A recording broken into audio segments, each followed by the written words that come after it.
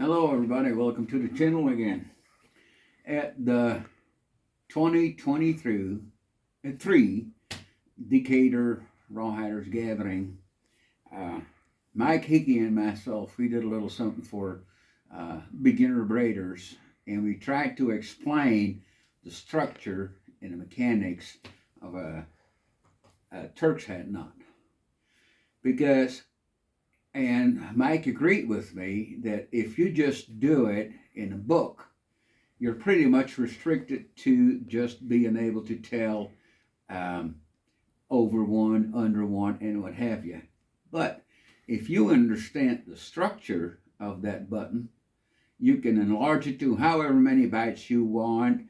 You can enlarge it into a long button if you wanted to by giving it a turn and a half or 2 turns or whatever. And maybe I'll get into that later.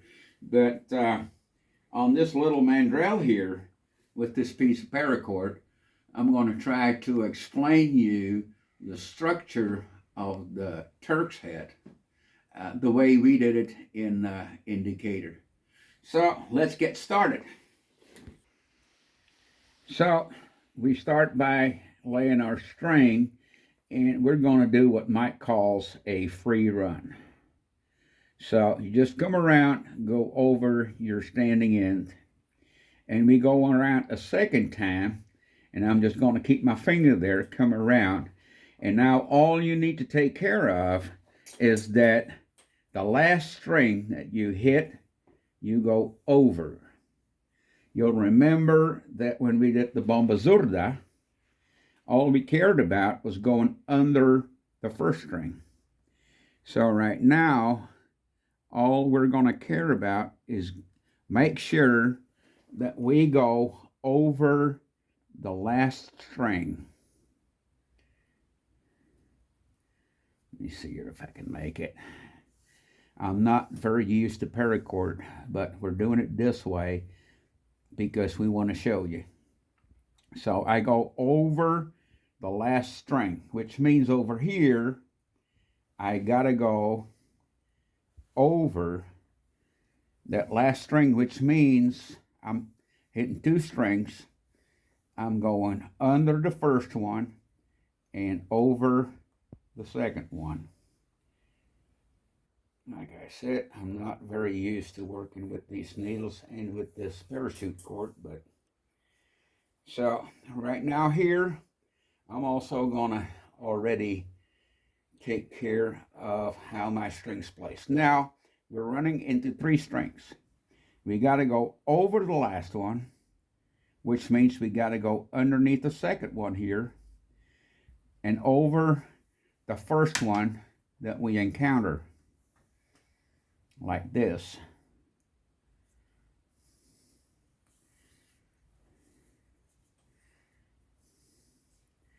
And again here, I am already going to pull everything in a way that it kind of lays all right, and that will take care of the fact that I'm going to need less time straightening my button out.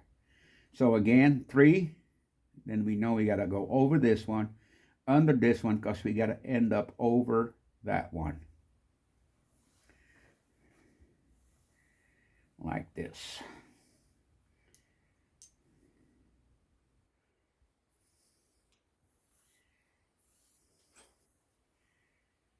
So now we did 3. We're going to run into 4 strings. 1, 2, 3, 4.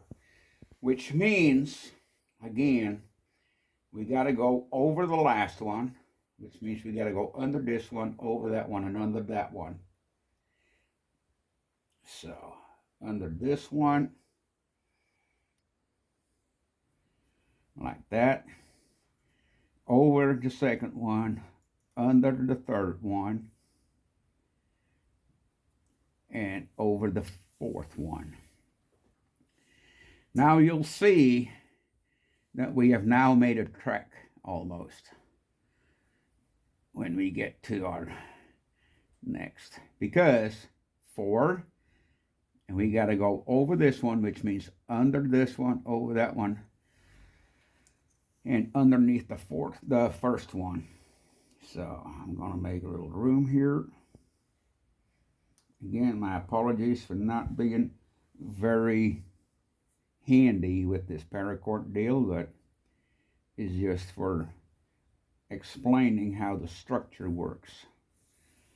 Now, you can find this in the books that Mike Hickey wrote under the name Tom Hall, and in the books that Enrique Capone did, but also in the Bible, which is Bruce Grant's encyclopedia. Now, you'll see that we have a track here. Track means there's two strings that come underneath the same one, going over the same one, underneath, and so on and so on.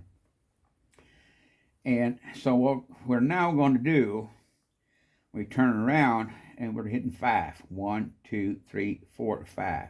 The bottom one, we need to go over, which means under this one, over this one, under this one, over this one. So, over the first one, underneath the second one, over the third one, underneath the fourth one, over the fifth one. And here again, you see we created a track. When we turn around, we got this track going on. We know we got to go over that one, which means under this one, over this one, under this one, over this one. And we got these tracks, so we're splitting the track. And we talk this being tracks, and if there's two coming out later on in the interweave, we talk about a pair. So over the first one, under the second one, over the third one, under the fourth one, over the fifth one, because our last string we always need to go over like this.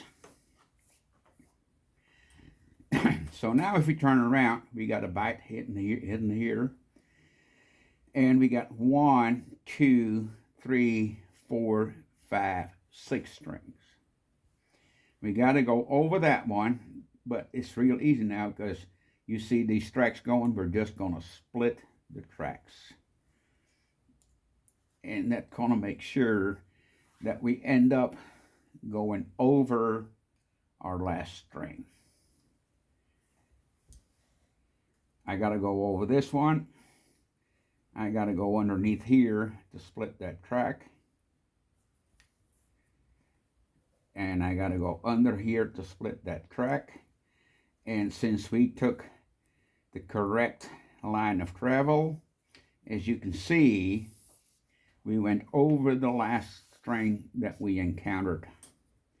So this is a casa, or an under one, over one foundation with 6 bights and 1, 2, 3, 4, 5, 6, 7 parts, if I'm correct.